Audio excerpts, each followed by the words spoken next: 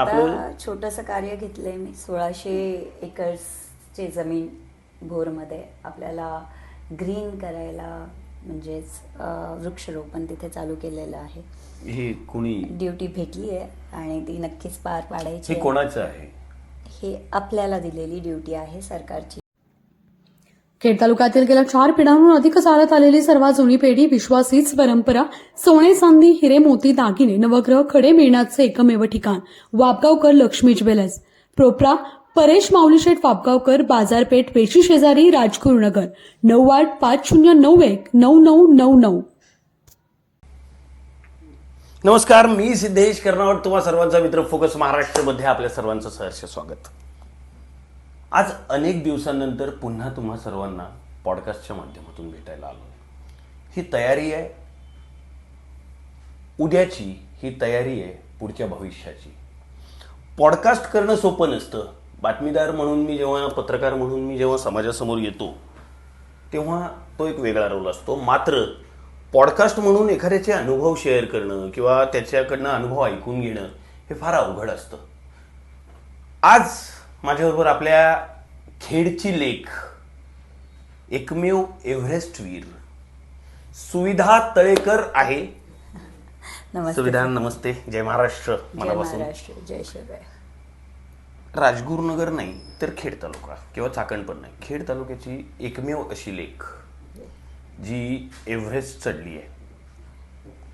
काय नेमकं काय डोक्यात होतं एव्हरेस्ट, म्हणजे इतकं लांब आणि एव्हरेस्ट चढणं नेमकं कसं काय? खूप लोकांना वाटतं एव्हरेस्ट हा माझा ड्रीम गोल होता, परंतु खरं सांगायचं झालं तर एव्हरेस्ट हा ॲक्च्युली स्पॉटलाईट ठिकाण होता जिथे मी माझा ड्रीम नेला होता. आणि माझ्या ड्रीमला एक मोठी उंची भेटावी म्हणून तिरंगा भगवा नऊवारीत फडकवला होता. तुम्ही नऊवारी घालून एव्हरेस्ट चढलात म्हणजे? एव्हरेस्ट वरती जाऊन घातली, कारण एव्हरेस्ट जर वरती घालून गेलोच तर इट्स ओके. मला ते नाही म्हणायचं. एव्हरेस्ट नऊवारी हे थिंकिंग कसं काय आलं? कर्नावत सर, आपण सर्व सह्याद्रीने घेरलेलो आहोत. पूर्ण महाराष्ट्र हा सह्याद्रीने घेरलेला आहे. आणि रियालिटी जर पाहायला गेलो की हे क्लिअर दिसतं की आपल्याकडे एक state level land and mountain adventure institute नाही आहे. मुळात मला इथंच नाही, मी दुसऱ्या प्रश्नाकडे वळेल 2 सेकंद. महाराष्ट्रात फार कमी मुली आहेत, फार कमी महिला आहेत ज्या एव्हरेस्टला जाऊन आल्या किंवा ज्यांनी एव्हरेस्ट सर केलं. एव्हरेस्टला जाऊन आल्या हा शब्द ना एव्हरेस्टची किंमत करण्यासारखा होईल. एव्हरेस्ट सर केलं त्यातली तुम्ही एक आहात. म्हणजे हे कसं काय, किती वर्ष यासाठी लागली, प्रॅक्टिस काय, नेमकी काय जर्नी काय?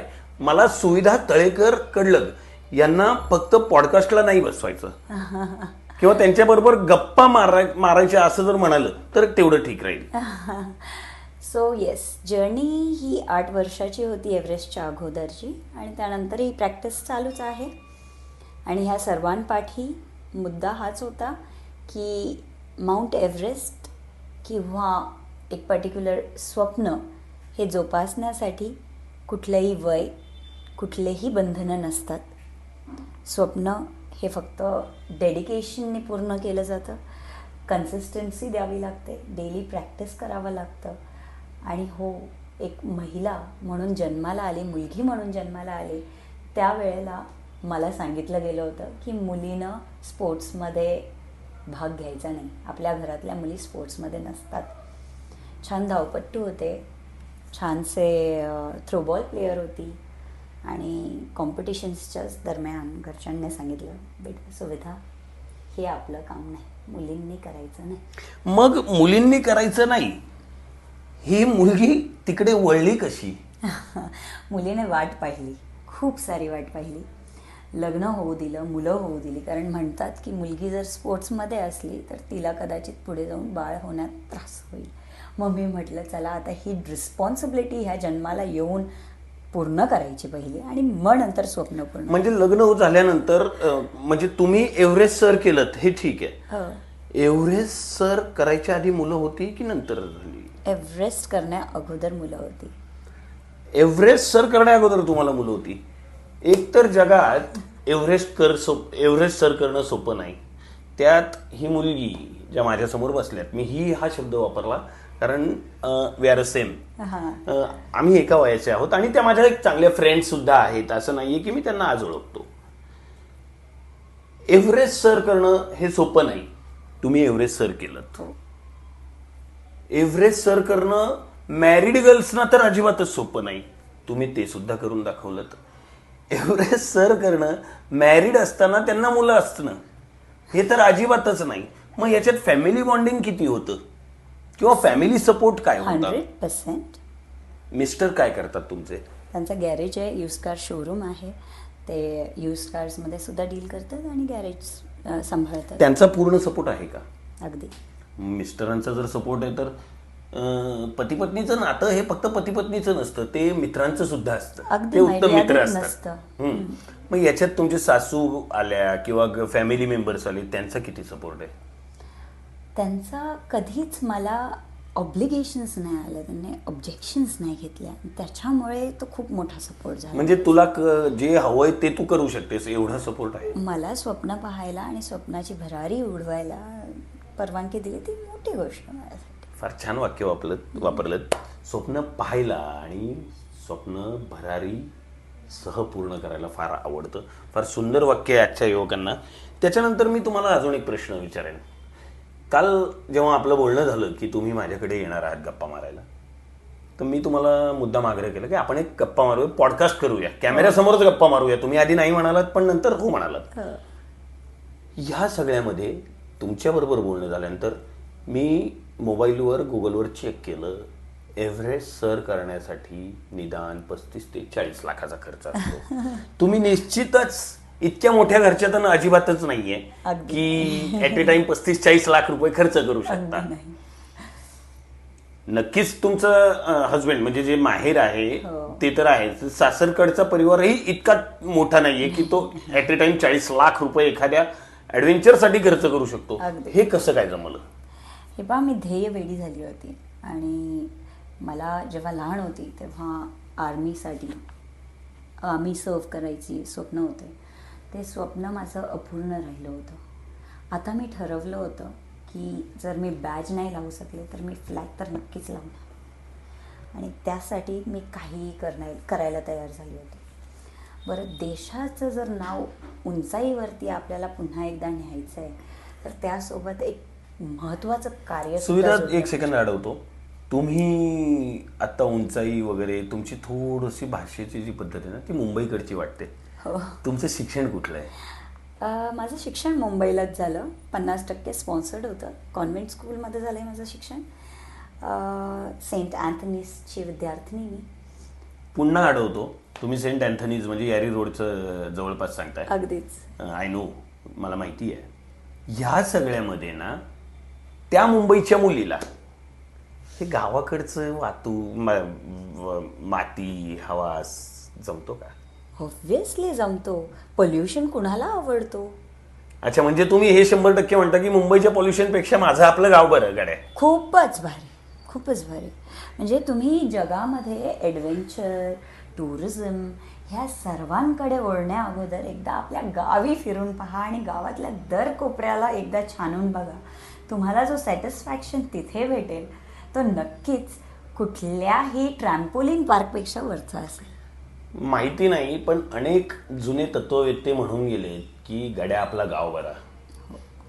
आणि अनेक राजकीय नेते सुद्धा असं म्हणतात की त्यांना आयुष्याचा उत्तरार्धात किंवा मोठमोठे कुणी तत्ववेत्ते हे गावाकडे घालतात.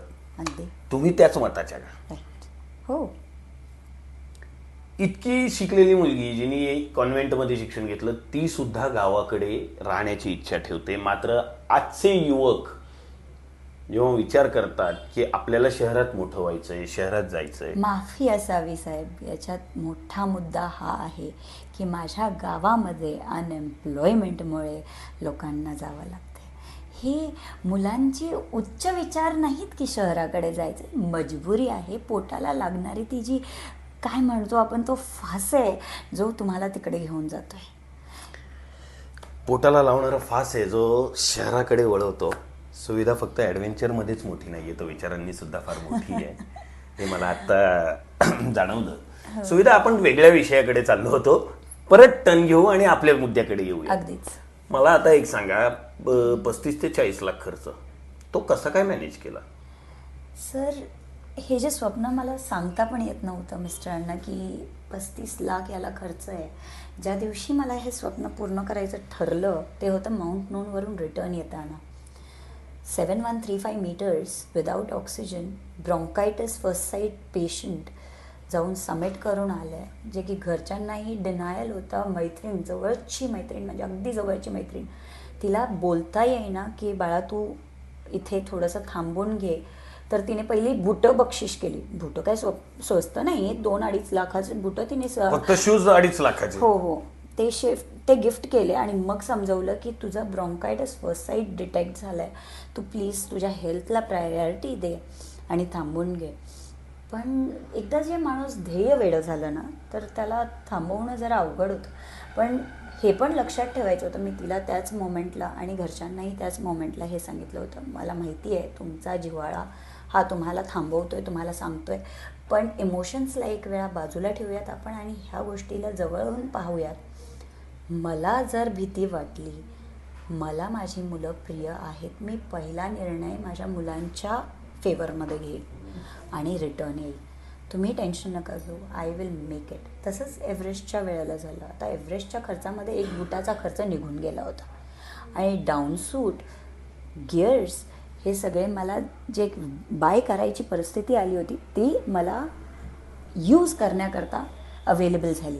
जसं हर्षदराव दादा आहेत, त्यांनी कांचनजुंगा करून आल्यानंतर वापरलीच नव्हती स्लीपिंग बॅग. ओके. त्यांची स्लीपिंग बॅग कामी आली, डाऊनसूट आला आणि गिअर्स मला NIM नेहरू इन्स्टिट्यूट ऑफ माउंटेनिअरिंगकडून सपोर्ट झाला की वापर बेटा, तू समिट करून ये. फक्त तुझं एवढं मोठं स्वप्न तू पाहतीये 2 मुलांनंतर, जा तू करून ये. आणि माउंट नून आपले सचिन सर टकले, सचिन टकले सर, त्यांचं तिथे हे झालं होतं. मग त्यांना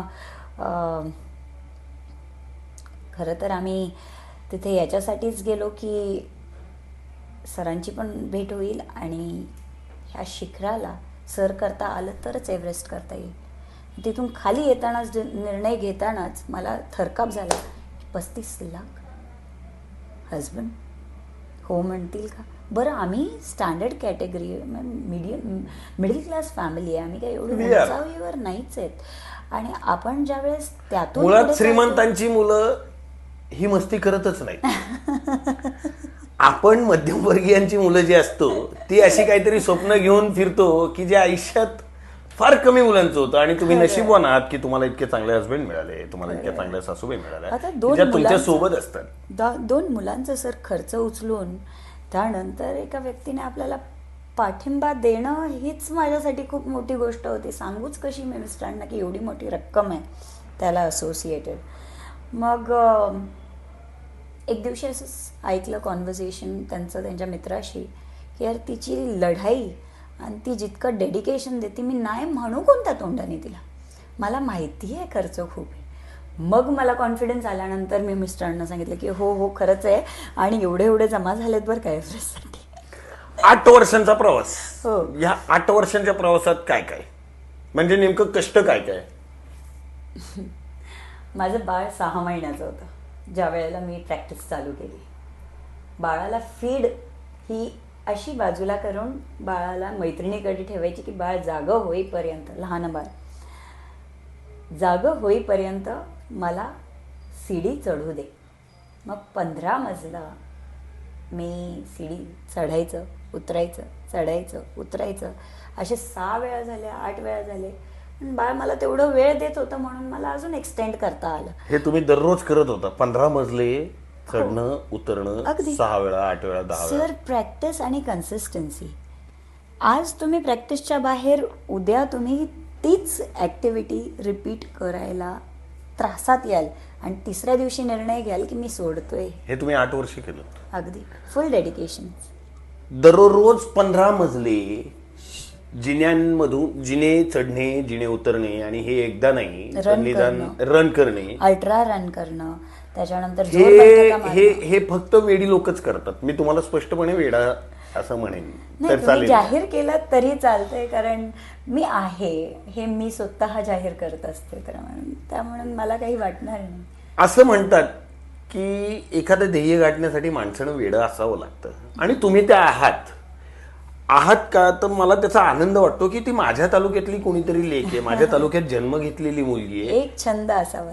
मला अजून सुद्धा एक गोष्ट माहिती आहे, मी खर्चाकडे वळलो. 35-40 लाखावर किती शून्य असतात हे विचार करण्याआधी तुमच्या आईनी तुम्हाला धुणी भांडी करून वाढवलं, हे सुद्धा तितकंच खरं आहे. जर्नी माहिती आहे म्हणून मी तुम्हाला सोबत इथे पॉडकास्टला घेऊन बसलोय. हो, आणि एका धुणी भांडी करणाऱ्या माऊलीची तुम्ही मुलगी आहात. हे सगळं झाल्यानंतर, एव्हरेस्ट सर केल्यानंतर त्या आजीच्या डोळ्यात काय होतं? तिला इनिशियलला वाटत होतं मी पर्यटनाकरता चालली आहे. बरं, आता तिला समजवणं मुश्किल होतं मला, कारण तिला चुकून जर कळालं असतं तर तिने पहिलंच छातीशी लावलं असतं. आईचं म्हणाली शिक्षण असती, किती आहे 5, आणि मुलीचं? 12वी, आणि नंतर बँकिंग केली. एक लक्षात घेऊ शकतो, कॉन्व्हेंटमध्ये शिकलेली मुलगी आहे, मात्र तिच्या आईने, म्हणजे तुमच्या आईंनी तिला धुणी भांडी करून वाढवलं. हो, अगदीच. आयुष्यात यशस्वी होण्याकरताना हवं ते करणारी लोक आपण पाहतो, मात्र आपल्या परिवाराच्या कष्टाकडे पाहून यशस्वीतेकडे पळणारी लोक फार कमी असतात. त्यातल्या एक तुम्ही आहात, हे मी नक्कीच सांगेन. सुविधा, एक पत्रकार म्हणून आम्ही वेगवेगळ्या ठिकाणी फिरत असतो, वेगवेगळे लोक पाहतो, तुम्ही सुद्धा पाहत असाल. एव्हरेस्ट चढलात, घरात मुलं होती, लग्न झाल्यानंतर पतीने सपोर्ट केला. या सगळ्यामध्ये 10 वर्षाची तुमची जी जर्नी आहे ती 2023 मध्ये पूर्ण झाली. एव्हरेस्ट सर झालं. हो. 9 वारी घालून तुम्ही एव्हरेस्ट सर केलं आणि तिथे भारताचा झेंडा रुबाबाने फडकावलात. आता तुम्ही एव्हरेस्ट स्वच्छ करण्याच्या एका अभियानात आहात. नेमकं काय अभियान आहे हे कॅमेऱ्यासमोर सांगा. सर, तुम्ही कुठल्या कुठल्या देशाच्या आता ब्रँड अँबॅसिडर आहात हे सुद्धा सांगा. माझ्यासमोर बसलेली मुलगी कोणी सोपी नाहीये, साधी नाहीये, तर ती 2-4 देशांची ब्रँड अँबॅसिडर आहे स्वच्छतेच्या बाबतीत. पिलिएट नावाचं चायना ब्रँड आहे, चायनातला, जे आउटडोअर गिअर्समध्ये आहे, त्याची मी ब्रँड फेस आहे. आणि नेपाळमध्ये एव्हरेस्ट अलायन्स बोर्डवर मी कार्यरत आहे, तिथे भारताला रिप्रेझेंट करते मी. भारत गव्हर्नमेंटला, इंडियन गव्हर्नमेंटला? येस. ओके. इंडियन गव्हर्नमेंटला नाही, इंडियन आपण ग्रीन मोहीम घेतो ना, सो सोशल वर्कला इंडियन मेंबर त्याच्यावरती आहे, ती मी आहे. Okay okay. आणि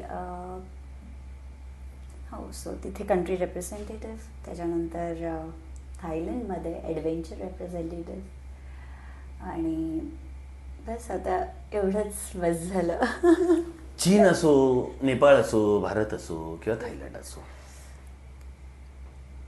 मला नक्कीच गर्व आहे की माझी मैत्रीण जी मला आज इथे सापडली, किंबहुना मी त्यांना थांबवलं की आज तुम्ही द्याच बाईट, आपण पॉडकास्ट करूच. कदाचित राजगुरुनगरची लेख हे अनेकांना माहिती आहे, पण ही राजगुरुनगरची लेख काय काय करते हे फार कमी लोकांना माहिती होतं. आज आपण ते पण तुमच्या माध्यमातून, कॅमेऱ्याच्या माध्यमातून समोर आणलं. लास्ट क्वेश्चन, क्यूट आहात, स्वीट आहात, मॉडेलिंगचं कधी विचार डोक्यात आला का? अजिबात नाही, अजिबात नाही. कोणाकडून ऑफर आली का? हो, आले, बऱ्याच ब्रँड्सकडनं. कुठल्या कुठल्या ब्रँड्सकडनं आल्या? बऱ्याच ब्रँड्स आहेत ज्यांना रीच आउट केलं होतं. पॉसिबली मी त्याच्यामध्ये इंटरेस्ट न दाखवणं ह्याच्या पाठचं कारण असं की मी माझं खूप मोठं सोशल कॉजवर काम करत आहे. मी एक मुद्द्यावर, तुम्ही म्हणालात की इंटरेस्ट न दाखवणं, जर तुम्ही तिथे इंटरेस्ट दाखवला असतात, मॉडेलिंग अथवा ॲक्टिंग काही असो, आज कोट्यवधीची मालकी नसता.